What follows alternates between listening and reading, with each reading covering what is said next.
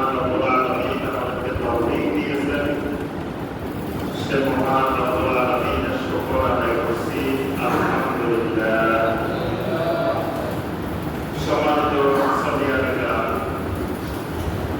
আজকের খুতবার যে বিষয়টি আমরা সংক্ষিপ্তভাবে আলোচনা করার চেষ্টা করব ইনশাআল্লাহ, বিষয়টি হল আহামিয়াতুল আকীদাতুস সহিহা, অর্থাৎ বিশুদ্ধ আকীদার গুরুত্ব। এই বিষয়ের উপরে আমরা কোরআন সুন্নাহর আলোকে অত্যন্ত সংক্ষেপে এবং সহজভাবে আজকের খুতবার আলোচনা করার চেষ্টা করব ইনশাআল্লাহ। বিষয়টি আমরা বলছি যে বিশুদ্ধ আকীদার গুরুত্ব। এখানে কয়েকটি জিনিস আমাদেরকে উপলব্ধি করতে হবে, বুঝতে হবে। যেমন বিষয়টি খুব মনোযোগের সাথে গভীরভাবে চিন্তা করে বুঝতে হবে যে একটা হলো আকীদা। প্রথমত বুঝতে হবে আকীদা কি জিনিস। দ্বিতীয়ত বুঝতে হবে, আমরা বলছি বিশুদ্ধ আকীদা। তাহলে বোঝা যায় আকীদার উদাহরণ হতে পারে, একটা বিশুদ্ধ হতে পারে আর একটা বিশুদ্ধ না, ভেজাল আকীদা, বাতিল আকীদা, খারাপ আকীদা হতে পারে। তাহলে আকীদা আবার বিশুদ্ধ হয় কেমনে বা খারাপ হয় কেমনে, এটা বুঝতে হবে। 3 নম্বরে, আকীদা যদি বিশুদ্ধ হয় তাহলে লাভ কি, আকীদা যদি বিশুদ্ধ না হয় তাহলে ক্ষতি। এই বিষয়গুলোই আমাদেরকে আজকে খুতবায় সংক্ষিপ্তভাবে বোঝার চেষ্টা করতে হবে ইনশাআল্লাহ। তো প্রথমে আসি আমরা আকীদা। আকীদাটা কি জিনিস প্রথমে এটা বুঝতে হবে। তো আকীদা বোঝানোর আগে আমরা প্রথম একটা কথা বলে নিই, সেটি হলো আকীদা এত গুরুত্বপূর্ণ যে আকীদার মাধ্যমে জান্নাত এবং জাহান্নাম নির্ধারিত হয়। অর্থাৎ আকীদা যদি বিশুদ্ধ হয় তাহলে জান্নাত পাওয়া যায়। আকীদা যদি বিশুদ্ধ না হয় তাহলে জান্নাত পাওয়া যাবে না। যত আমল থাকুক, 5 ওয়াক্ত নামাজ পড়ছে, তাহাজ্জুদ পড়ছে, আরো অনেক আমল করছে, আমলের অভাব নেই, আমল সব করছে, আকীদাটা বিশুদ্ধ নাই, কিন্তু জান্নাত পাবে, জাহান্নাম পাবে। তাহলে বোঝা যায় আকীদা এমন একটি পয়েন্ট, এমন একটি গুরুত্বপূর্ণ জিনিস, যেটা ঠিক হলে জান্নাত, যেটা ঠিক না হলে জাহান্নাম। আমরা পরে আলোচনা করবো যে আকীদা বিশুদ্ধ হলে লাভ কি, বিশুদ্ধ না হলে ক্ষতি কি, আমরা লাস্ট পয়েন্টে আসবো। প্রথমে আসে আকীদাটা কি জিনিস। আকীদা এটা আরবি শব্দ, এই শব্দটা বাংলা না, এটা শব্দটা হলো আরবি। আকীদা শব্দটি এই শব্দ থেকে আসে। চুক্তি, কন্ট্রাক্ট, দুজনের মধ্যে কোনো একটি বিষয়ে যে চুক্তি হয়, এই চুক্তিটাকে আরবিতে বলে আক্ত। আক্তের বহুবচন হলো উকুদ। আল্লাহ পাক সূরা আল-মায়েদার শুরুতেই বলছেন, ইয়া আইয়ুহাল্লাযীনা আমানু আউফু বিল উকুদ, আউফু বিল উকুদ। তোমরা চুক্তিগুলো পরিপূর্ণ করো, চুক্তিগুলো বাস্তবায়ন করো। তাহলে আক্ত মানে দুই পক্ষের মধ্যে, দুই পার্টির মধ্যে, দুই পক্ষের মধ্যে কোন একটি বিষয়ে যে চুক্তি হয়, এই চুক্তিকে আরবিতে বলে আক্ত। যে কন্ট্রাক্ট হয় এটাকে বলে আক্ত। যেমন বিয়ের অনুষ্ঠান হয়, আমরা বলি যে বিয়ের আক্ত হবে। আক্ত হবে মানে কি, একটা ছেলে আর একটা মেয়ে, দুই পক্ষ এই দুই পক্ষের মধ্যে একটা চুক্তি সম্পাদিত হবে। এক একটা চুক্তি শরীয়তে এক একটা শর্ত আছে। এক একটা চুক্তি হতে হতে যদি এই শর্তগুলো পূর্ণ করলে চুক্তিটা পূর্ণ হয়, এই শর্তগুলো না হলে চুক্তি বাতিল হয়ে যায়। যেমন ধরুন বেচা কিনার চুক্তি, প্রত্যেকটি বেচা কিনার চুক্তির মধ্যে দুই পক্ষ থাকতে হবে। বেচা কিনার দুইটা পক্ষ থাকা এটা শর্ত। এক পক্ষে কোনোদিন বেচা কিনা হয় না। তারপরে যে জিনিসটা চুক্তি হবে, এই চুক্তির মাঝখানে একটা জিনিস থাকতে হবে, এটাকে বলে সাবজেক্ট ম্যাটার, মানে এটা হলো মাকুল আলাইহ। এই জিনিসটা নিয়ে দুই পক্ষের চুক্তি, মানে মাঝখানে যেই বিষয়টা নিয়ে, যেই ধরনের একটা জমি নিয়ে চুক্তি হচ্ছে, জমিটা শর্ত, মাঝখানে একটা জমি থাকতে হবে, বা একটা গাড়ি বেচা কিনা, বা একটা যেগুলো ওই জিনিসটাও শর্ত, জিনিসটা না হলে বেচা কিনা হয় না। এই জন্য এই জিনিসটা যতক্ষণ পর্যন্ত যিনি কিনছেন ওনার হস্তগত না হবে ততক্ষণ উনি এটা বিক্রি করতে পারবেন না। আরো অনেক শর্ত সারাই আছে। আমরা এই কথাটা বলছি যে প্রত্যেকটি চুক্তি কিছু শর্ত আছে। শর্ত পরিপূর্ণ হলে চুক্তিটা পূর্ণ হয়, শর্ত পরিপূর্ণ না হলে চুক্তিটা পরিপূর্ণ হয় না। কোরআনে কারিমে আল্লাহ পাক বলেন উকতাতুন নিকাহ ওয়ালা তা'সিমু উকতাতুন নিকাহ। উকতাতুন নিকাহ মানে নিকাহের চুক্তি, আকদ আকিদার মূলত হলো চুক্তি। কার সাথে কার চুক্তি? নিশ্চয় আকিদার মধ্যে একটা চুক্তির বিষয় থাকে। চুক্তিটা কন্ট্রাক্টটা কার সাথে কার? আমরা বলছি চুক্তি হতে হলে দুই পক্ষ টাকা থাকবো, আর এই আকিদা হতে হলে দুটো পক্ষ থাকতে হবে, তখন এটা হবে আকিদা। দুটো পক্ষ থেকে বান্দা এবং আল্লাহ, এই দুই পক্ষের মধ্যে চুক্তি হতে পারে। আবার বান্দা এবং শয়তান এর মধ্যে চুক্তি হতে পারে। তাহলে চুক্তিটা দুই ধরনের হতে পারে। আমার কথা বুঝতেছেন? একবারে সহজ করে, তাহলে আমরা সবাই বুঝি। আর আপনারা কেমন বুঝলেন আমি তো জানি না, আমি এখানকার মানুষ, এই জন্য একবারে সহজ করে বুঝাইতেছি যে আল্লাহ এবং বান্দার মধ্যে যদি চুক্তি হয় এটাও আকিদা। বান্দা আর শয়তানের মধ্যে যদি চুক্তি হয় সেটার নামও আকিদা। দুটোই কিন্তু আকিদা।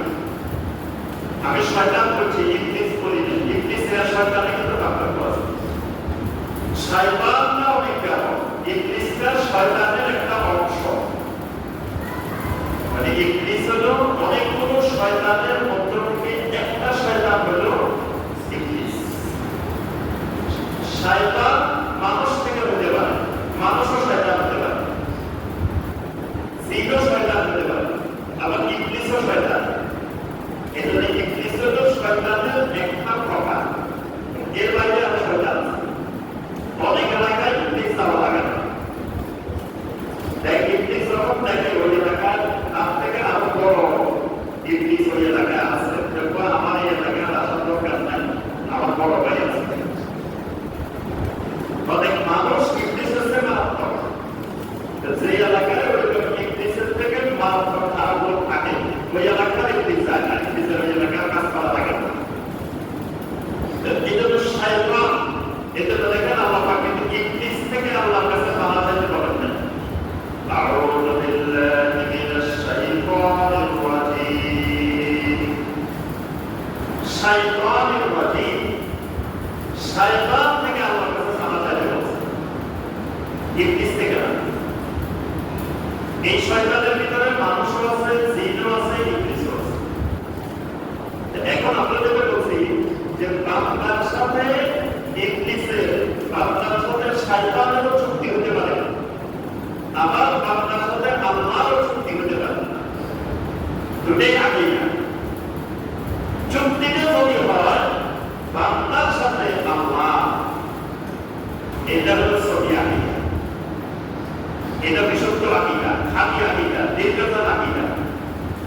যদি চুক্তিটা হয় বাবার সাথে শয়তানের, তখন এটার নাম বাতিল আকীদা, খারাপ আকীদা, ভেজাল আকীদা। তাহলে আমরা প্রাথমিকভাবে আকীদা বুঝতে পারবো, আকীদা জিনিস। এখন আসে সহি আকীদা, বিশুদ্ধ আকীদা কাকে বলে? আমরা সবাই মুমিন, আমরা সবাই ঈমানদার। ঈমানদার হতে হইলে, মুমিন হতে হইলে ঈমানটাকে তিনভাবে ধারণ করতে হবে। ঈমানটাকে তিনটা পদ্ধতিতে ধারণ করলে সে মুমিন। তিন পদ্ধতি কি কি? এক নম্বর, একজন মানুষ এসে যদি বলে যে সাহেব আমি একটু মুসলিম হতে চাই, মুমিন হতে চাই, আমার একটু মুসলমান বানাই দেবেন, আমরা কি করি? বলে যে আসেন আপনি আমার সাথে কালেমার ঘোষণা দেন, কালেমা পড়েন। আমরা আপনি যে মসজিদে খুতবা দিবেন, ওখানে এক জুমা দুই জুমা পর পরেই অমুসলিমেরা আসে মুসলিম হওয়ার। ওখানে আমাদের মসজিদের যিনি সভাপতি, ওনার একটা ফাউন্ডেশন আছে, উনি মুসলিমদেরকে ওই ফাউন্ডেশনের মাধ্যমে তাদের থাকা খাওয়া, তাদের যেগুলো সমস্যা, তাদের লেখাপড়া, কারণ একটা অমুসলিম থেকে মুসলিম হলে তার প্রাথমিক কিছু জ্ঞান দরকার। উনি ওই লেখাপড়ার বিষয়, তারপরে তাদের যেগুলো সাপোর্ট, এগুলো ওই ফাউন্ডেশন থেকে দেন। এই কারণে ওখানে ওই বিভিন্ন জায়গা থেকে অমুসলিমেরা আসে, এসে মুসলিম হয়। তো যখন আমাদের কাছে আসে মুসলিম হওয়ার জন্য, আমরা কি করি? কালেমা পড়েন, তাকে বলি যে পড়েন আশহাদু আল্লা ইলাহা ইল্লাল্লাহু ওয়াহদাহু লা শারীকা লাহু ওয়া আশহাদু আন্না মুহাম্মাদান আবদুহু ওয়া রাসূলুহু। সুবহানাল্লাহ। এই লোকটা যখন এই কালেমা পড়ে ফেলছে, কালেমা পড়ার পরে সে যখন মুসলিম ভাই হয়ে গেছে, মুমিন হয়ে গেছে, তার ভিতরে ঈমান এসে গেছে, কিন্তু এখনো সে পরিপূর্ণ মুমিন হয় নাই, শুধু কালেমা পড়ছে। তারা আমরা মুসলিম ধরে নিচ্ছি যে আমার মুসলিম ভাই, কিন্তু আরো দুটো বার্তা বাকি আছে। একটা মাত্র হয়েছে, এটা আরো বাকি আছে কয়টা? দুইটা। ওই দুইটা না হলে তার ঈমান হবে না। যেমন নবী সাল্লাল্লাহু আলাইহি ওয়াসাল্লামের কাছে অনেক লোক এসে এরকম কালেমা পড়ছে, যেমন আব্দুল্লাহ বিন উবাই, মুনাফিক যারা ছিল, এরাও কিন্তু আসে এসে কালেমা পড়ছে। কিন্তু কালেমা পড়ছে, কিন্তু আসলে এরা মুমিন হয় না, এরা জান্নাত পাবে। কালেমাটা পড়ছে স্বয়ং নবী সাল্লাল্লাহু আলাইহি ওয়াসাল্লাম, তারপরে এরা দাঁড়াতে পারে না। কারণ ওই এক নম্বর কাজটা করছে, আরো দুটা কাজ বাকি আছে। এখন দুই নম্বর কাজ কি? এই কালেমাটা মুখে স্বীকার করার পরে এবার এটা অন্তরে বিশ্বাস করতে হবে, অন্তরে নিয়ে যেতে হবে। এটা যদি কেউ পায়, শুধু মুখে ঘোষণা দিচ্ছে, মুখে স্বীকার করছে, কিন্তু অন্তরে বিশ্বাস করে না, তাহলে কিন্তু ঈমান হবে না। তাহলে ঈমানের দুই নম্বর পাঠ হলো অন্তরে বিশ্বাস করা। প্রথম হলো মুখে স্বীকৃতি দেওয়া, দ্বিতীয় হলো তাসদীকু বিল জানান, অন্তরে বিশ্বাস করা। এখন অন্তরে বিশ্বাসটা যখনই ঢুকবে, এবার এই ঢুকে কথা, বার্তা, আশা, আচরণ, কাজ, কর্ম, আকাশ পাতাল প্রভাব হয়ে যাবে। মানে কালেমা পড়ার আগের দিন আর কালেমা পড়ার পরের দিন আসমান আর জমির প্রভাব হয়ে যাবে। কারণ কি? এই লোকটার অন্তরে ঈমান ঢুকছে। আর অন্তর বা এমন এক জিনিস, এটার মধ্যে যে জিনিস ঢুকে, এই জিনিস অন্তরটা আটকে রাখে না, এটা পুরো শরীরের মধ্যে ছড়ায়। এবার এই লোকটা ঈমান তাকে জানতে চলতে বলে, জানতে চলে। ঈমান যেখানে যেতে মানা করে সেখানে যায় না। যেমন ধরো দুর্গা পূজা হতেছে, ঈমান বলতেছে খবরদার ওখানে যাওয়া যাবে না, গেলে তোমার ঈমান চলে যাবে। তাহলে একজন ঈমান তার এখানে যাইতে পারে না। কোন ঈমানদার দুর্গা পূজায় শুভেচ্ছা জানাতে পারে না, শুভেচ্ছা জানালে ঈমান চলে যাবে। কারণ সেখানে আমার আল্লাহকে অপমান করা হচ্ছে, শিরকের অনুষ্ঠান মানে আমার আল্লাহকে অপমান করা হচ্ছে। তা আমি যদি তাদেরকে শুভেচ্ছা জানাই, তাদের সাথে একাত্মতা করি, তাদের কাছে যাই, সেখানে গেলে আল্লাহ লাআনত বর্ষিত হয়, কারণ ওটা লাআনতের জায়গা। তার ইমান যেখানে নিষেধ করবে সেখানে যাওয়া হবে না, ইমান যেখানে যেতে বলবে সেখানে যেতে হবে। এটা হলো ইমান যখন অন্তরে যাবে তখন শুরু হবে। এজন্য একটা জিনিস গভীরভাবে লক্ষ্য করে দেখবেন, ইসলামের প্রথম যে জিহাদ, বদরের জিহাদ, এই বদরের যুদ্ধে যে যুদ্ধটা হয়েছে, এখানে নবী সাল্লাল্লাহু আলাইহি ওয়াসাল্লামের সাথে 313 লোক আর কাফেরদের সাথে 1000। এই পাশে 1000, এই পাশে 313 লোক। এই যে 1000 এর বিরুদ্ধে 313 লোক জিহাদ করতেছেন, যাদের বিরুদ্ধে যারা জিহাদ করতেছে, কেউ বাপ আর ছেলে, ছেলে এই পাশে, বাপ ওই পাশে, বাপ আর ছেলের জিহাদ। কোনটা ভাই ভাই জিহাদ, ওই পাশে একটা, এই পাশে একটা। কোনটা দেখা গেছে সাসাবাদীরা, ওই পাশে সাসা, এই পাশে বাদী। এই পাশে নবী সাল্লাল্লাহু আলাইহি ওয়াসাল্লাম, ওই পাশে নবী সাল্লাল্লাহু আলাইহি ওয়াসাল্লামের মেয়ের জামাই, শ্বশুরের জামাই। এটা ইসলামের ইতিহাসে বদরের যুদ্ধটা সবচেয়ে সাংঘাতিক, সবচেয়ে কঠিন। কারণ যারা দুই পাশে যুদ্ধ করতেছে, কোনো একজন আরেকজন আত্মীয়, নিকট আত্মীয়, খালি আত্মীয় না, একেবারে রক্ত সম্পর্কীয় আত্মীয়। কিন্তু রক্ত সম্পর্কীয় আত্মীয় একজন আরেকজনের বিরুদ্ধে জিহাদ করতেছে, একজন আরেকজনের বিরুদ্ধে অস্ত্র নিয়ে দাঁড়াইছে। কিসের কারণে? ঈমান। এই ঈমান অন্তরে ঢোকার পরে দুইজনকে আলাদা করে দিয়েছে।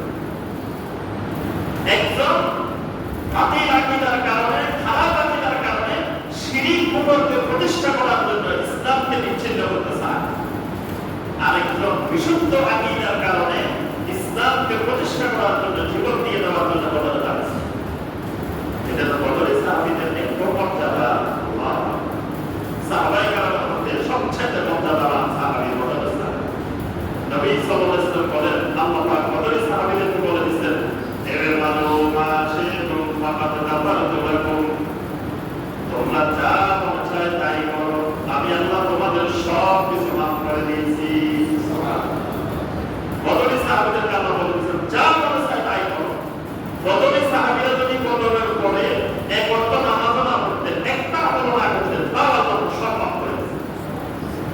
আল্লাহ বলেছেন, তোমাদের বদরের পরে এক সেকেন্ড দাঁড়াবো, এটা কিয়ামত পর্যন্ত যত আমল সব আমাদের কাছে উত্তম। কারণ সেদিনই 313 বদরের পরে না দাঁড়ালে এই বাংলাদেশের ফেনী জেলায় কইয়ারা গ্রামে এখানে আল্লাহ ইসলাম পেলাম। এই ইসলাম ওই 313 কারণে না প্রকাশ। এই কারণে আল্লাহ রাব্বুল আলামিন তাদেরকে এত মর্যাদা দিয়েছেন। আমাদের আলোচনার বিষয়টা কথা হলো এই যে আকীদা, ঈমান, এটা যখন অন্তরে ঢুকে তখন ব্যক্তিকে পুরোপুরি পরিবর্তন করে ফেলা। তাহলে 1 নম্বর ঈমানের পাপ জবানে স্বীকৃতি দেওয়া, 2 নম্বর অন্তরে বিশ্বাস করা, 3 নম্বর বাস্তবে কাজে পরিণত করা। এই 3টা মিলে হয় ঈমান। তাহলে এই 3টার মধ্যে অন্তরের যে অংশটা, অন্তরের যে ভাব, এটার নাম আকীদা। এই জন্য নবী সাল্লাল্লাহু আলাইহি ওয়াসাল্লাম বলেছেন, ইন্নামাল আ'মালু বিন্নিয়াত ওয়া ইন্নামা লিকুল্লি ইমরিইন মা নাওয়া। সমস্ত আমল নির্ভর করে নিয়তের উপরে। নিয়তের উপরে সমস্ত আমল নির্ভর। নিয়তটা কোথায় থাকে? আল্লাহর কাছে। এখানে নিয়ত মানে আকীদা। নিয়ত মানে আকীদা। সমস্ত আমল আকীদার উপরে নির্ভরশীল। আকীদা ঠিক হলে আমল আল্লাহর কাছে কবুল হবে। আকীদা ঠিক হয় নাই, একটা আমলও আল্লাহ রাব্বুল আলামিনের কাছে কবুল হবে না। আবু জাহেল আবু লাহাবের একটা হজ করত।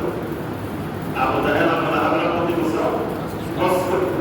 হজ খালি করত না, হজের ব্যবস্থাপনা করত। হাজিদের থাকার ব্যবস্থা, হাজিদের খাওয়ার ব্যবস্থা, হাজিদের পানির ব্যবস্থা, এগুলো তারা করত। তারপরে তারা গরিব মিসকিন অসহায় মানুষকে সাহায্য সহযোগিতা করে। তারপরে তারা আল্লাহর জন্য তাদের পদ্ধতিতে অনেক ইবাদত করত।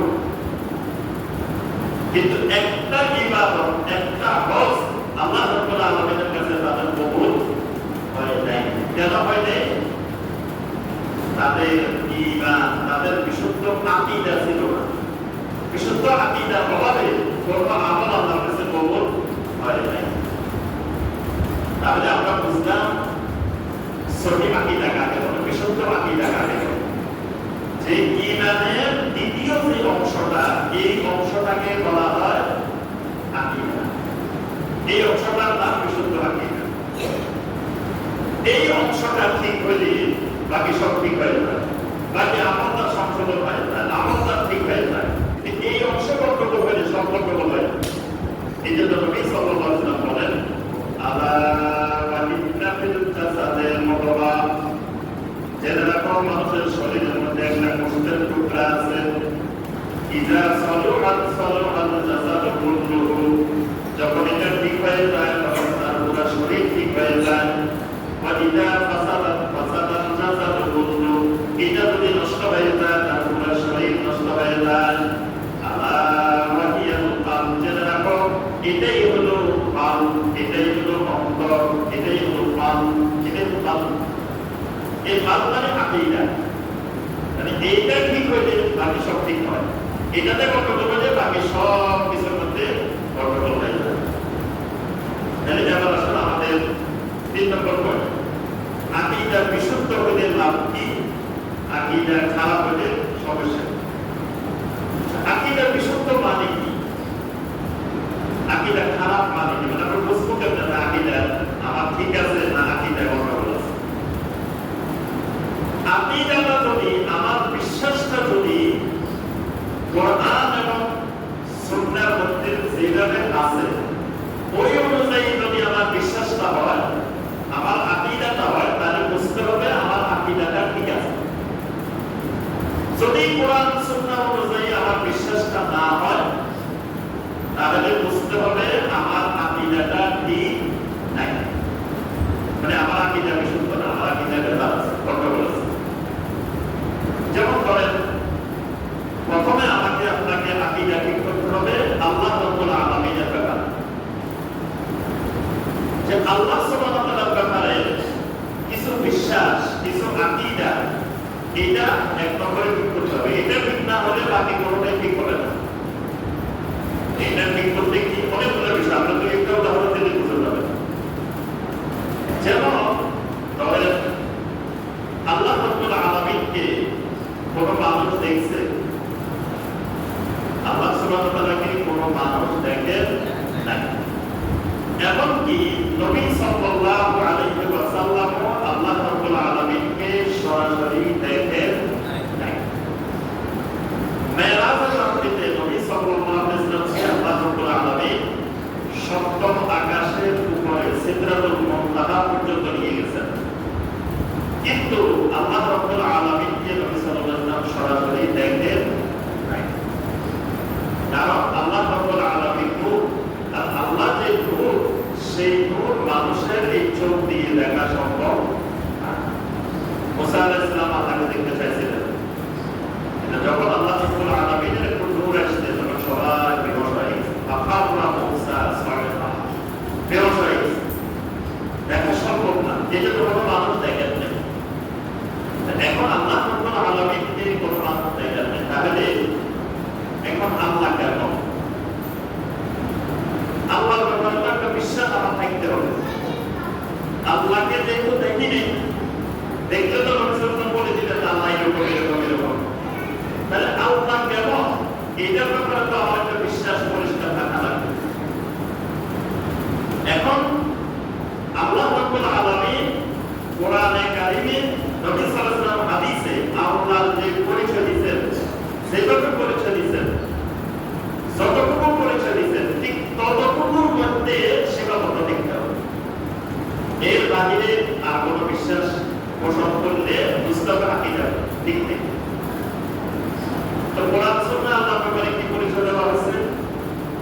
যে আল্লাহ রাব্বুল আলামিন উপরে থাকেন, আল্লাহ উপরে, আল্লাহ সব জায়গায় না।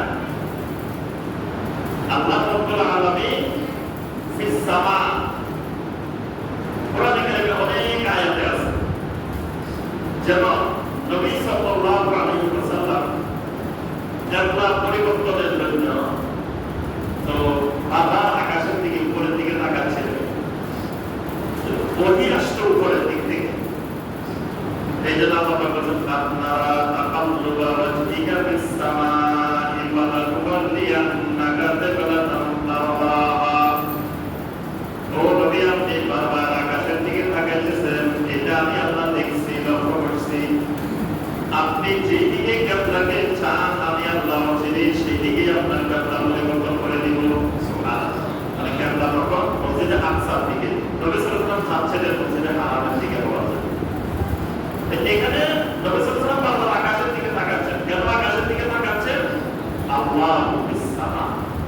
আল্লাহ উপরে, আল্লাহ রব্বুল আলামিন উপরে। নবী সাল্লাল্লাহু আলাইহি ওয়াসাল্লামের মেরাজ হয়েছে উপরের দিকে। যদি আল্লাহ সর্বত্র বিরাজমান হইতেন তাহলে মেরাজ উপরে দেওয়া দরকার কি? আল্লাহ তো এখানেও আছে, তাহলে তো মেরাজ এখানে হতে পারে, তাহলে নবী সাল্লাল্লাহু আলাইহি ওয়াসাল্লামকে উপরে দেওয়া দরকার কি? আমরা যখন দোয়া করি হাত তুলি উপরের দিকে, এভাবে উপরের দিকে হাত তুলি। আল্লাহ যদি সব জায়গায় থাকে হাত উপরে তুলতে, আমরা এভাবে ঘুরে ঘুরে দোয়া করি, কারণ আল্লাহ সাইডের দিকে সব জায়গায়। নবী সাল্লাল্লাহু আলাইহি ওয়াসাল্লামের কাছে এক দাসীকে আনা হলো। ওই দাসীকে তার মনে একটু জোরে ভাসতেন। তো পরে তিনি অনুসরণ চিন্তা করলেন দাসীটাকে উনি আজাদ করে দিলেন। আজাদ করার আগে নবী সাল্লাল্লাহু আলাইহি ওয়াসাল্লামের কাছে নিয়ে আসলেন। আল্লাহ রাসূল ওই দাসীকে জিজ্ঞেস করলেন, বলো তো দেখি আইন আল্লাহ, দাসী তুমি বলো আল্লাহ কোথায়? দাসী জবাব দিল, আল্লাহু ফিস সামা, আমার আল্লাহ তো আকাশে উপরে। নবী সাল্লাল্লাহু আলাইহি ওয়াসাল্লাম জিজ্ঞেস করলেন, বলো তো দেখি মান আনা, আমি কে? দাসী বলল, আনতা রাসূলুল্লাহ, আপনি তো আল্লাহ রাব্বুল আলামিনের রাসূল।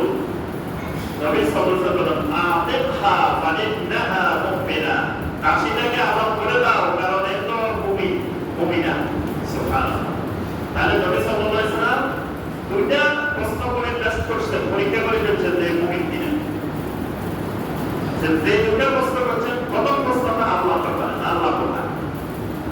তাহলে বোঝা যায় আল্লাহ কোথায় এটা একটা গুরুত্বপূর্ণ বিষয়। কিন্তু দেখবেন আমাদের সমাজে, আমাদের দেশে মানুষ বিশ্বাস করে আল্লাহ সর্বত্র। আপনি মানুষকে জিজ্ঞাসা করে দেখেন যে ভাই বলেন তো দেখি আল্লাহ কোথায়, সবাই বলে কি আল্লাহ সর্বত্র। ঠিক আছে, আল্লাহ সত্তাগতভাবে রব্বুল আলামিন সর্বত্র বিরাজমান নন। কারণ জমিনের মধ্যে পাক জায়গাও আছে, নাপাক জায়গাও আছে, ভালো জায়গাও আছে, খারাপ জায়গাও আছে। জমিনের সব জায়গা পবিত্র না। আমাদের বাথরুম আছে না, তো বাথরুমে গেলে পবিত্র, বাথরুমের পবিত্র না। বাথরুমের ভিতরে আল্লাহ জিকির করা যায় না। বাথরুমের ভিতরে যাই আল্লাহ জিকির করা হারাম, জিকির করা যাবে না। এজন্য বাথরুমের ঢোকার আগে দোয়া করতে হয়, বাথরুম থেকে বাহির হওয়ার পরে দোয়া করতে হয়। বাথরুমের ভিতরে বিসমিল্লাহ পড়া যায় না, কোনো জিকির আজকার করা যায় না, সম্পূর্ণ হারাম। কেন করা যায় না? বাথরুমের ভিতরে যদি আল্লাহ থাকে, যদি আল্লাহর বলি যে নাউযুবিল্লাহ সর্বত্র বিরাজমান, আল্লাহ তো ওই জায়গায় আছে। এই জন্য কথাটা নিয়ে একটু চিন্তা করতে হবে, গভীর চিন্তা করে দেখতে হবে যে আল্লাহকে যে আমি আল্লাহর ব্যাপারে বিশ্বাস করতেছি, সেই বিশ্বাসটাই আমার পরিষ্কার না, সঠিক না, বাকিগুলো তো করে। তাহলে আল্লাহ সর্বত্র বিরাজমান নন, এই সর্বত্র বিরাজমান বিশ্বাস করা এটা বাতিল আকীদা। তাহলে আল্লাহ কোথায়? আল্লাহ উপরে। উপরে কোথায়? আরশের উপরে। বাস। এবার আল্লাহ কোথায় থাকেন, কোথায় নামেন, কোথায় কি করেন আমার আর কিছু দরকার নেই। আল্লাহ যতটুকু করছেন এতটুকু করতে ছিল। কিন্তু তাহলে আল্লাহ যদি এখানে না থাকেন, এই যে আমরা কথা বলতেছি, আল্লাহ দেখতেছেন কিনা? দেখতেছেন। শুনতেছেন কিনা? শুনতেছেন। মানে আল্লাহ রাব্বুল আলামিন নিজে এখানে বিরাজমান নন, কিন্তু আল্লাহর ইলমটা এখানে বিরাজমান। আল্লাহর ইলম এটা এখানে বিরাজমান। আল্লাহর দেখা, আল্লাহর দৃষ্টি এটা বিরাজমান। আল্লাহর শোনা এটা বিরাজমান। আল্লাহর ক্ষমতা এটা বিরাজমান। মানে আল্লাহর ইলম, আল্লাহর দেখা, আল্লাহর শোনা, আল্লাহর কুদরত, ক্ষমতা এটা সর্বত্র বিরাজমান। এটা আল্লাহ বলেছেন, ওমা তাসকুতু মিন ওয়ারাকাতিন ইল্লা ইয়ালামুহা, গাছের একটা পাতাও ঝরে পড়ে না যেটা ইলম আল্লাহর কাছে নাই। মানে এখানে একটা গাছের পাতা ঝরে পড়ছে, এই তো এই ইলম আল্লাহর কাছে আছে, আল্লাহ তাআলা আছে। আল্লাহর ইলমের বাইরে গাছের পাতা এটা ঝরে না। কিন্তু আমাদের সমাজে, আমাদের দেশে বলে যে আল্লাহর হুকুম ছাড়া কিছু হয় না, এই কথাটা ভুল। কথাটা হলো আল্লাহর ইলমের বাইরে কিছু হয় না। মানে এই গাছের পাতাটা তো ঝরছে, এটাও আল্লাহর ইলমে আছে। এই দেশে কয়টা গাছ আছে, এটাও আল্লাহর ইলমে আছে। সারা পৃথিবীতে কয়টা পাখি আছে, কোন পাখি কতটা আছে, এটা আল্লাহর ইলমে আছে। সারা পৃথিবীতে কয়জন মানুষ আছে, কয়জন পুরুষ আছে, কয়জন নারী আছে, এটা আল্লাহর ইলমে আছে। সারা পৃথিবীতে কয়টা হাতি আছে, কয়টা তিমি গাছ আছে, কয়টা কি আছে, সব আল্লাহর ইলমে আছে। মানে আল্লাহর ইলম, আল্লাহর ক্ষমতা, আল্লাহর দৃষ্টি, আল্লাহর শ্রবণ, এইগুলো সর্বত্র বিরাজমান। এগুলোর বাহিরে যাওয়ার কোনো মানুষের সুযোগ নাই। কিন্তু আল্লাহ রাব্বুল আলামিন জাতগতভাবে, সত্তাগতভাবে সর্বত্র বিরাজমান। আচ্ছা, এবার আসেন আল্লাহ কেমন? আল্লাহর কি আকার আছে না নিরাকার? এই ব্যাপারে কথা হলো, আল্লাহর আকার আছে, আমরা সরাসরি এটাও বলবো না। আল্লাহ নিরাকার, সরাসরি এটাও বলবো না। তাহলে কি বলবো? কি আকীদা বলে যে আল্লাহ রাব্বুল আলামিন আল্লাহর সিফাত সহ বিদ্যমান। আল্লাহ সুবহানাহু ওয়া তাআলা আল্লাহর গুণাবলী সহ বিদ্যমান। গুণাবলী সহ মানে আল্লাহ কিছু গুণাবলী আল্লাহ আমাদেরকে জানাইছেন। তো যেটা জানাইছেন আমরা এটা জানি, এর বাইরে তো জানার সুযোগ নেই। এর বাইরে আমরা জানবো কেমন? আল্লাহকে আমরা দেখছি। তাহলে আল্লাহ যেটা জানাইছেন এতটুকু জানি। আল্লাহ কি জানাইছেন? আল্লাহ জানাইছেন আল্লাহর হাত আছে। কোরআনে কারিমে অনেক জায়গায় আল্লাহর হাত এই শব্দটা আছে। কিন্তু আল্লাহর হাত মানে আবার আমরা মানুষের যে হাত, এই হাতের মতো মনে করার কোনো সুযোগ নাই। আল্লাহর হাত যেমন আল্লাহ ভালো জানেন, এটা আল্লাহ ছাড়া কেউ জানে না। কিন্তু আমি যদি বলি না না না আল্লাহ আবার হাত হয়ে গেছে, তাহলে আল্লাহ বলতেছে আমার হাত আছে, আপনি কোন না হাত নাই, আল্লাহর সাথে বিরোধ হয়ে গেছে না? আর হাত আছে কইছে আল্লাহ, এটা অর্থ এই নয় যে আমার হাতের মতো মনে করতে হবে, বিষয়টা এরকম না। আল্লাহ যেমন আল্লাহ হাত যেমন, আল্লাহর কদম, আল্লাহর পায়ের কথা আসছে, আল্লাহর কবজার কথা আসছে, আল্লাহর চোখের কথা আসছে। তাহলে এগুলো যেগুলো কোরআন এবং হাদিসে আসছে এগুলোকে বিশ্বাস করতে হবে। এগুলো সহ আমার আল্লাহ বিদ্যমান। আচ্ছা, এইগুলো মানে আল্লাহর ব্যাপারে যেমন আকীদা। এবার আসলে নবী সাল্লাল্লাহু আলাইহি ওয়াসাল্লামের ব্যাপারে আকীদা। নবী সাল্লাল্লাহু আলাইহি ওয়াসাল্লাম মানুষ। নবী সাল্লাল্লাহু আলাইহি ওয়াসাল্লাম মানুষ। নবী সাল্লাল্লাহু আলাইহি ওয়াসাল্লাম ফেরেশতাও না, জিনও না। নবী সাল্লাল্লাহু আলাইহি ওয়াসাল্লাম প্রথমে আল্লাহর গোলাম, তারপরে আল্লাহর রাসূল। এই জন্য ঈমান আনার সময় বলতে হয় ওয়া আশহাদু আন্না মুহাম্মাদান আবদুহু ওয়া রাসূলুহু। প্রথম বলতে হয় আবদুহু, তারপরে বলতে হয় রাসূলুহু। তা আবদুহু মানে মুহাম্মদ সাল্লাল্লাহু আলাইহি ওয়াসাল্লাম প্রথমে আল্লাহর গোলাম, তারপরে তিনি আল্লাহর রাসূল। তাহলে মানুষকে আল্লাহ বানাইছেন কি দিয়ে? পানি দিয়ে। তো নবী সাল্লাল্লাহু আলাইহি ওয়াসাল্লামকে আল্লাহ বানাইছেন কি দিয়ে? পানি দিয়ে। এখন যদি আমি বিশ্বাস করি না সব মানুষকে আল্লাহ বানাইছেন পানি দিয়ে, নবী সাল্লাল্লাহু আলাইহি ওয়াসাল্লামকে বানাইছেন নূর দিয়ে, এটা বাতিল আকীদা। নবী সাল্লাল্লাহু আলাইহি ওয়াসাল্লামকে আল্লাহ পাক নূর দিয়ে বানান নাই, শুধু ফেরেশতাদেরকে নূর দিয়ে বানাইছেন। সমস্ত ফেরেশতা নূর তৈরি এবং সকল ফেরেশতার ডানা আছে। কোন ফেরেশতার এক ডানা, কোন ফেরেশতার তিন ডানা, কোনটার পাঁচ ডানা। জিবরিল আলাইহিস সালামের 600 ডানা আছে। সুবহানাল্লাহ। নবী সাল্লাল্লাহু আলাইহি ওয়াসাল্লাম জীবনে দুইটা জিবরিল আলাইহিস সালামকে দেখছেন, এই 600 ডানাওয়ালা জিবরিল আলাইহিস সালাম। এক এক ডানা আসমান জমিনের মাঝখানে খালি জায়গা পরিপূর্ণ হয়ে যায়। তাহলে এক জিবরাইল 600 ডানা মেটে, এই জিবরাইলের জন্যই দুনিয়া কয়েকটা লাগে। এক জিবরাইল। আল্লাহ কিছু ফেরেশতা আছে, 19 জন ফেরেশতা আছেন যারা আমার আরশ বহন করে, সাবানিয়া ফেরেশতা।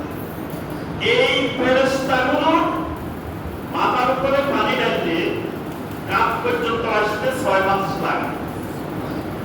মানে এখানে পানি ঢালতে মাথার উপরে কাপ পর্যন্ত আসতে 6 মাস লাগে। দেখেন ফেরেশতাগুলোর সাইজ কত বড়, কি বিশাল আকৃতি। আল্লাহ রাব্বুল আলামিনের ফেরেশতা। এই ফেরেশতাগুলোকে আল্লাহ রাব্বুল আলামিন নূর দিয়ে বানাইছেন, কিন্তু কোন মানুষকে আল্লাহ রাব্বুল আলামিন নূর দিয়ে বানান নাই। নবী সাল্লাল্লাহু আলাইহি ওয়াসাল্লামের মর্যাদা, শরাফত সবকিছু অনেক ঊর্ধ্বে, কিন্তু তার অর্থ এই যে নবী সাল্লাল্লাহু আলাইহি ওয়াসাল্লামকে আল্লাহ পাক নূর দিয়ে বানাইছেন। নবী সাল্লাল্লাহু আলাইহি ওয়াসাল্লাম নূর, নবী সাল্লাল্লাহু আলাইহি ওয়াসাল্লাম নূর, এই কথাটা ঠিক। কারণ নবী সাল্লাল্লাহু আলাইহি ওয়াসাল্লামের আলো দিয়ে সারা পৃথিবী থেকে শিরক দূর হয়েছে, কুফর দূর হয়েছে, অন্ধকার দূর হয়েছে, সারা পৃথিবী আলোকিত হয়েছে। কিন্তু এই নূর মানে নূরের তৈরি না। এখন কেউ যদি বিশ্বাস করে নবী সাল্লাল্লাহু আলাইহি ওয়াসাল্লাম নূরের তৈরি, এটা বাতিল আকীদা। কেউ যদি বিশ্বাস করে নবী সাল্লাল্লাহু আলাইহি ওয়াসাল্লাম সব জায়গায় হাজির নাজির।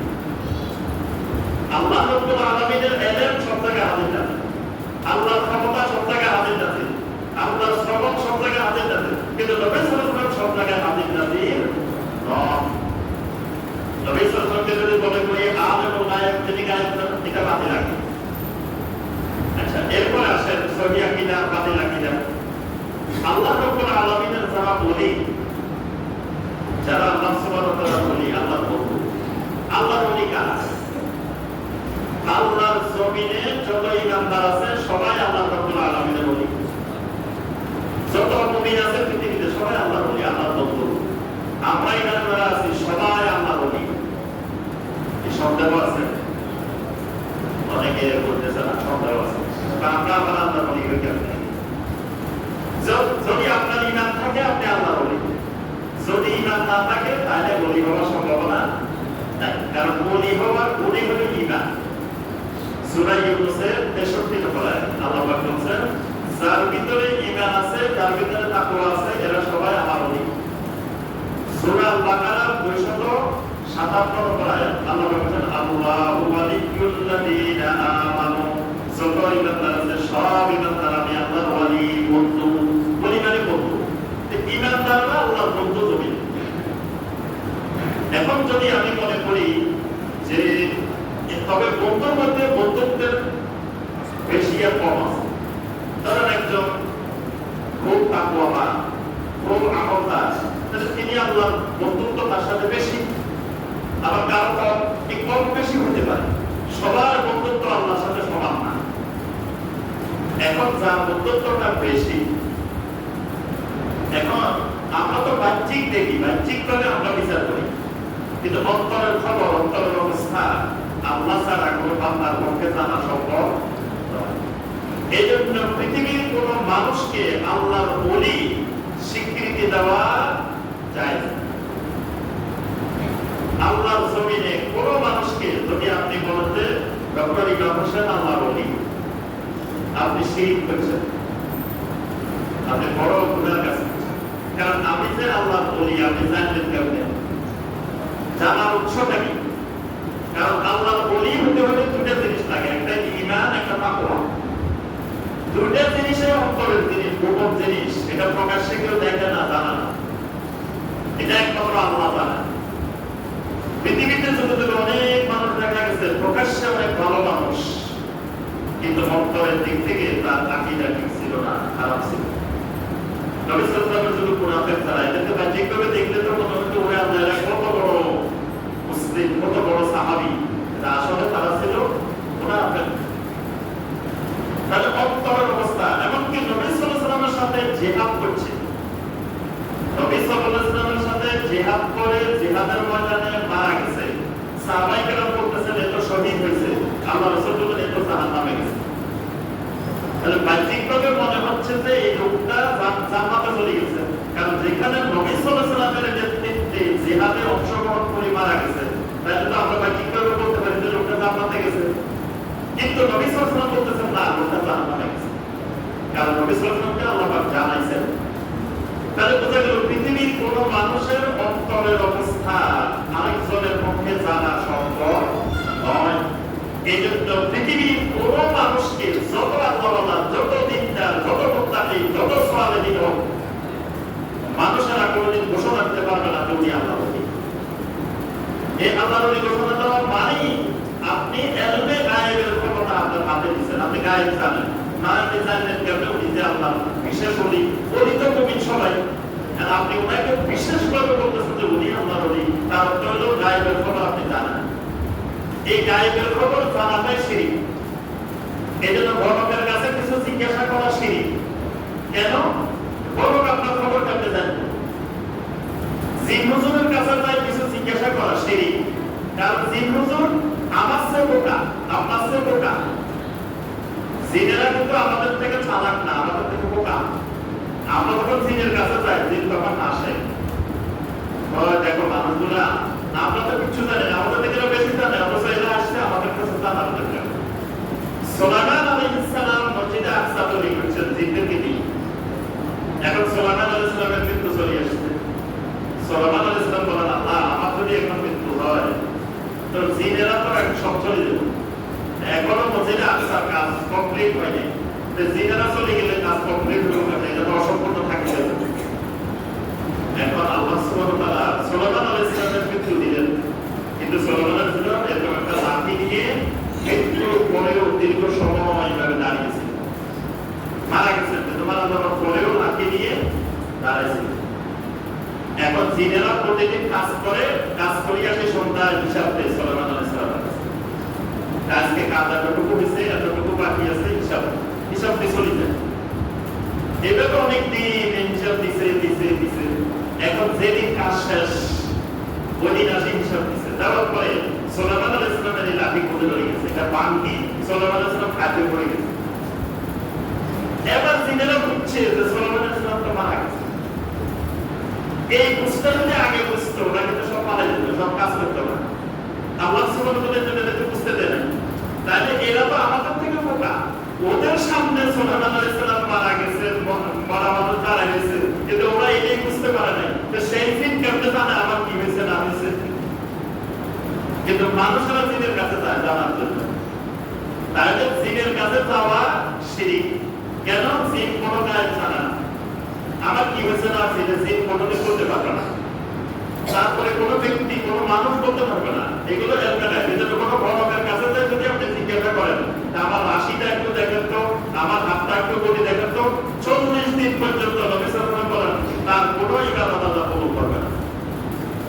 এখন হাত করছে বা রাশি করছে, বলি কয় তোমার তো 10টা হাত আছে বা 5টা আছে, এত কেজি 4 লিখবো, এত কেজি 9 লিখবো, এটা লিখবো, এটা লিখবো, এগুলো কাটাইতে হবে। এখন এই তো ভয় দিয়ে দিছে, তার ঈমান চলে গেছে। নবী সাল্লাল্লাহু আলাইহি ওয়াসাল্লাম ফাকাত কাফারা বিমা উনজিলা আলা মুহাম্মাদিন সাল্লাল্লাহু আলাইহি ওয়াসাল্লাম, এই লোক মুহাম্মদ সাল্লাল্লাহু আলাইহি ওয়াসাল্লামের উপরে যা নাযিল হয়েছে তার প্রতি কুফরি করছে, তার ঈমান চলে গেছে, সে আবার নতুন করে ঈমান আনতে হবে। কারণ কি? কারণ ওই লোক আমার ইলমে গায়েবের খবর কাছে জানে, আমার কি হয়েছে না হয়েছে সে জানলো কিভাবে, সোর্সটা কি, উৎসটা কি, কেমনে জানছে, সে তো ইলমে গায়েব জানে না। তাহলে কোনো মানুষকে ইলমে গায়েব জানে বা ইলমে গায়েবের নিজের ক্ষমতা নেওয়া এটা শিরক। এই জন্য আমরা যে পয়েন্টটা বলছি যে আল্লাহর জমিনে কাউকে আল্লাহর ওলি ঘোষণা দেওয়া হবে না।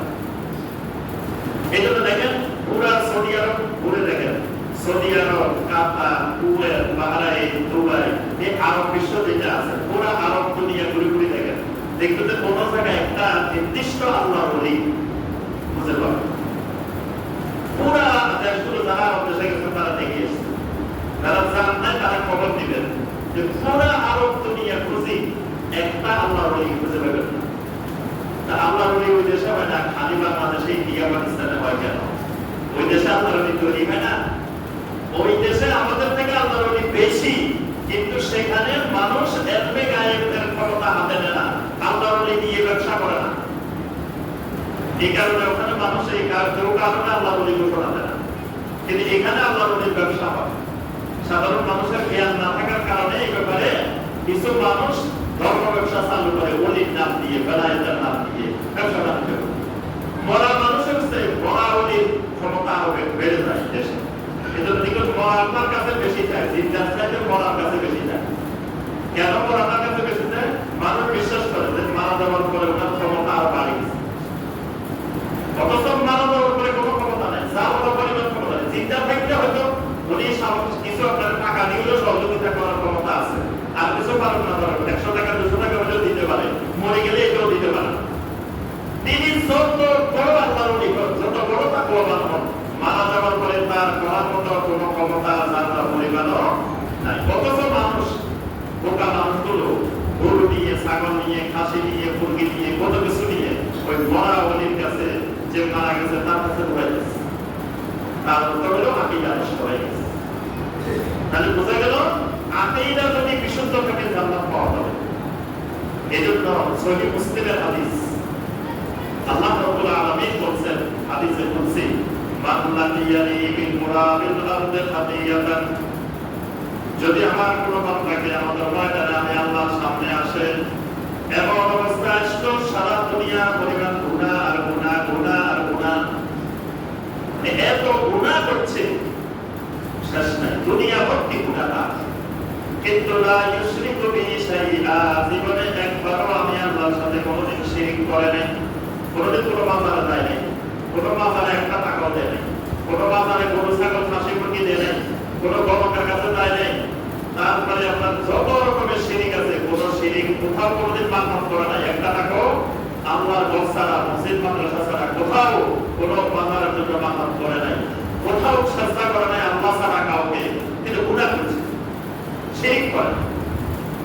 আল্লাহ পাক ঘোষণা দিচ্ছেন, লাযীদুহু বিমিসলিহা মাগফিরা, এই বান্দা এই বান্দি যে পরিমাণ গুনাহ নিয়ে আমি আল্লাহর কাছে হাজির হবে, আমি আল্লাহ ওই পরিমাণ মাগফিরাত নিয়ে আমার বান্দার সাথে মোলাকাত করব। সুবহানাল্লাহ। মানে তার গুনাহ যত বড়, আমি আল্লাহর মাগফিরাত তত বড় হবে। তার গুনাহ যদি দুনিয়ার পরিমাণ হয়, আমি আল্লাহর মাগফিরাত হবে দুনিয়ার পরিমাণ, মানে তার সব গুনাহ আমি আল্লাহ ক্ষমা করে দেব। কিন্তু শর্তটা কি? লা ইউশরিকু বিহি শাইআ, আমি আল্লাহর সাথে কোনোদিন সে একটাও শিরিক করে নাই। এই জন্য আমার ভাইয়েরা এবং বোনেরা, সর্বশেষ কথা যেটা, আমাদের আকীদা, আমাদের বিশ্বাস, এটা খুবই মূল্যবান জিনিস। বিশ্বাসের উপরে ভর করে মানুষ পৃথিবীতে চলে, বিশ্বাসটা গুরুত্বপূর্ণ। আপনি এই মসজিদে আসছেন, আপনি অন্য সময় মসজিদে নামাজ পড়েন, আজকে এই মসজিদে আসছেন, কিসের কারণে আসছেন? বিশ্বাসের কারণে। আগে আপনি বাড়ি থাকতে আপনার বিশ্বাস হয়েছে আজকে এই মসজিদে ডক্টরি ব্যবস্থা আসবো, এই মসজিদে গেলে কিছু এই কথাবার্তা শুনবো, তাহলে আমার অন্য মসজিদের থেকে এখানে গেলে একটু উপকার বেশি হতে পারে। আগে আপনার ভিতরে এই বিশ্বাস আসছে, তারপরে কিন্তু বিশ্বাসের পানি আপনার মধ্যে এই পর্যন্ত নিয়ে আসছে। আগে যদি ওই বিশ্বাস ওখানে না হইতো, আপনি এই পর্যন্ত আসতে পারতেন। সারা পৃথিবীর সবকিছু বিশ্বাসের উপরে চালিত হয়। আপনি দেখেন সিগারেটের গায়ে লেখা আছে ধূমপান বিষপান, লেখা আছে না? ধূমপান বিষপান, এটা লেখা আছে, কিন্তু সিগারেট খাওয়া মানুষের বন্ধ হচ্ছে, আরো বেশি চলে, আরো বেশি খান। সিগারেট খাওয়া হালাল না হারাম? হারাম, কবিরা গুনাহ। এখন ধূমপান বিষপান, কিন্তু মানুষ বিষপান করতেছে, মানে ধূমপান করতেছে, এটা বন্ধ করতেছে। আচ্ছা, যে মানুষটা সিগারেট খাইতেছে, এই মানুষটাকে যদি বলেন ভাই বিশ্ব জীবনে কোনোদিন খাই দেখেন নাই, আপনার কোনো টাকা পয়সা লাগবে না, আমি একটু এক চামচ কিনে দিয়ে খাই দেখেন তো কি করবো? আপনি একটু জীবনে একটু টেস্ট করা তো দরকার, ভালো না খারাপ, কি হয় না হয়, একটু খাই দেখেন। কোনো মানুষ খাইব? খাবে না। কেন খাবে না? আকীদা, বিশ্বাস। তার বিশ্বাস এটা এক চামচ খাইলে শেষ, আর বেরিয়ে আসার সম্ভাবনা নেই। কিন্তু ওইটাতে লেখা আছে ধূমপান বিষপান, কিন্তু হে জানে এটা খাইলে এরকম মানুষ মরে না। আরো সে চুক্তি দেখায়, যারা ধূমপান করে না এদেরও তো হার্ট অ্যাটাক করে, এরাও হার্ট অ্যাটাক করে। তাহলে খালি সিগারেট খাইলে হার্ট অ্যাটাক করে, আর সিগারেট না খাইলেও তো হয়। তাইলে বোঝা গেছে দুটোটা কিন্তু বিশ্বাসের কারণে। ওইটাতে বিশ্বাস, এটা খাইলে পড়ে না, কিন্তু এটাতে বিশ্বাস, এটা খাইলে শেষ। এই আকীদার কারণে কিন্তু দেখেন দুই রকম আচরণ। আকীদার কারণে আপনার ধরেন রাতের 3টায় আপনার ফ্লাইট, বিমানের ফ্লাইট, আপনি ধরেন এয়ারপোর্টের আশেপাশে কোনো জায়গায় রয়েছেন, রাতের 12টা বাজে আপনারা যদি বলি যে আপনি 1 ঘন্টা ঘুমান, আপনি 1 ঘন্টা ঘুমাইলে 10 বার গড়ি দেখবেন। মানে এই আমরা 3টার ফ্লাইট, কোনখানে যদি বিমানটা চলে যায়, আপনি ঘুমাই থাকলে যদি বিমান চলে যায়, ঘুম আসতেছে না। আপনারা যত বলি যে একটু ঘুমান, যত বলি একটু ঘুমান, ঘুম আসে না। কিন্তু দেখুন ওই একই মানুষ ফজরের আযান দিছে, জামাত হয়ে গেছে, সূর্য উঠে গেছে, তাও এই খবর যায় ওঠে। ছোটটা আকীদার কারণে। ওই জায়গায় তার বিশ্বাস আছে যে বিমানটা যদি চলে যায় তাহলে তো আমার বিশাল লস হয়ে যাবে। এই জায়গায় তার বিশ্বাস হয় না ফজরের নামাজ চলে গেলে আমার বিশাল লস হয়ে যাবে, এই বিশ্বাস তার মধ্যে ঢুকে নেই। এইটাই হলো আকীদা। এটাও যদি ঢুকতো, তাহলে ফজরের নামাজ চলে গেলে আমার জাহান্নামে যাওয়া লাগবে, ওইটার চেয়ে এটা 1000 গুণ বেশি ক্ষতি। তাহলে সে ফজরের আগে অ্যালার্ম লাগতো না, ফজরের আগে 10 বার উঠে খালি ঘড়ি লিখতো, কখন ফজরের আযান হয়, কখন ভাবতে হবে। কিন্তু এটা হচ্ছে না কেন? ওই আকীদার সমস্যা, বিশ্বাসের সমস্যা। বিশ্বাস, আকীদা যত শক্তিশালী, আমল তত শক্তিশালী। ওমর রাদিয়াল্লাহু তাআলা রাত্রে বাইরেছেন, যেগুলো না আপনারা সবাই জানেন, রাত্রে বাইরেছেন টাকার জন্য। মা মেয়েকে বলতেছে কালকে সকালে উপরের সূর্যের আসার আগে দুধের মধ্যে পানি দিয়ে বাজারে বিক্রি করে চলিয়েছে। এখন মেয়ে বলতেছে মা যে উমরের শরীরের আগুন দেখবে না, আমি যে দুধের মধ্যে পানি মিশাবো আমার আল্লাহ দেখতে পাবে না? ওটা সবাই ঠকাইতে পারবো, সবাই ঠকা দিতে পারবো, কিন্তু আমি যে দুধের মধ্যে পানি মিশাবো এটা তো আল্লাহ দেখতে পাবে। এই যে তার আকীদা, তার বিশ্বাস, এখন এই বিশ্বাস যার মধ্যে ঢুকছে এই কিন্তু আর গুনাহ করতে পারবে না। কারণ সে যে গুনাহ করবে সব মানুষের থেকে লুকাই করবে, কিন্তু তা আল্লাহ থেকে লুকাইতে পারবে না, তাহলে সে গুনাহ করবে কেমনে? এই জন্য মানুষের আমলটা আকীদার উপরে নির্ভর করে। আকীদা যত শক্তিশালী তার আমল তত শক্তিশালী, আকীদা যত শক্তিশালী তার গুনাহ থেকে সে তত দূরে। আল্লাহ রাব্বুল আলামিন আমাদের সবাইকে বিশুদ্ধ আকীদা পোষণ করে জান্নাত লাভ করার তৌফিক দান করুন। আল্লাহ রাব্বুল আলামিন সকল বাতিল আকীদা থেকে, খারাপ আকীদা থেকে আমাদেরকে বেঁচে থাকার তৌফিক দান করুন। সকল প্রকার শিরিক, কুফর, নিফাক, বেদাত থেকে আল্লাহ পাক আমাদেরকে হেফাজত করুন। আকুলু কাওলি হাযা ওয়া আস্তাগফিরুল্লাহ লি ওয়া লাকুম ওয়াস্তাগফিরুহু ইন্নাহু হুয়াত তাওয়াবুর রাহিম।